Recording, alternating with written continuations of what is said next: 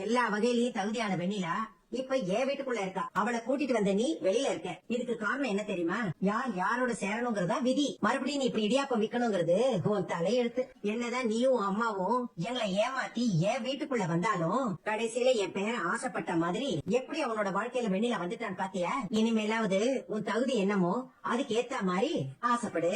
அதை விட்டுட்டு எந்த பணக்கார இடிச்ச வாயனா மாட்டுவான்னு அவனை எப்படி நீ கவுக்கலாம்னு நினைச்சேன்னு வச்சுக்கோயே, இப்படித்தான் ஆகும். உன் சுயரூபம் தெரியாம உனக்காக எப்பவுமே நின்ன என் பேரனை நீ அசிங்கப்படுத்திட்டு போன இந்த ஊரே வேந்து போற மாதிரி. அவனுக்கும் ஆசைப்பட்ட வெண்ணிலாவுக்கும் எப்படி ஜாம் ஜாம்னு கல்யாணம் பண்ணி வைக்கிறேங்கறத மட்டும் பாரு. அவங்களோட கல்யாணத்துக்கு கண்டிப்பா இவளுக்கும் ஒரு இன்விடேஷன் அனுப்பணுமா?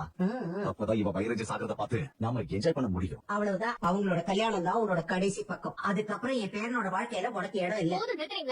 என்ன என்னமா நான் உங்க பேர வாழ்க்கைக்கு ஆசைப்பட்ட மாதிரியும் எங்களை பிரிச்சுடாதீங்கன்னு கெஞ்சுற மாதிரியே பேசுறீங்க. நீங்க யாரு இனிமே அவர் வாழ்க்கையில எனக்கு இடம் இல்லன்னு சொல்றதுக்கு? அதுக்கு முன்னாடியே அவரோட சேர்ந்து வாழ முடியாதுன்னு அந்த உறவை முடிச்சிட்டு வந்தவன் நான். யாரும் நீங்க நினைக்கிற மாதிரி ஐயோ என் வாழ்க்கை இப்படி ஆயி போச்சேன்னு பயந்து போய் அழுது படியல. நிஜமா இப்பதான் ஒரு தைரியமான உண்மையான வாழ்க்கைய ரொம்ப தன்னம்பிக்கையோட வாழ ஆரம்பிச்சிருக்கேன். என்னமோ ஏன் தகுதியை பத்தி எல்லாம் பேசுறீங்க?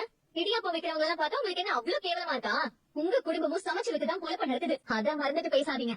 என்ன விட்டா ரொம்ப ஓவரா பேசுற. இது வரைக்கும் பேசாமலே இருந்து தப்பு பண்ணிட்டேன்ல, அதுக்கெல்லாம் சேர்த்துதான். என்ன ஏழைங்கன்னா அவ்வளவு இலக்காரமா இருக்கா உங்களுக்கு? உங்ககிட்ட 20 கோடி 30 கோடி சொத்து இருக்கலாம். ஆனா எங்க கிட்ட இருக்கிற நிம்மதியும் சந்தோஷமும் உங்ககிட்ட இருக்காது. ஒரு மனுஷனுக்கு அதுதான் உண்மையான சொத்து. அப்படி பார்த்தா நாங்க தான் உங்களை விட பெரிய கோடீஸ்வரங்க.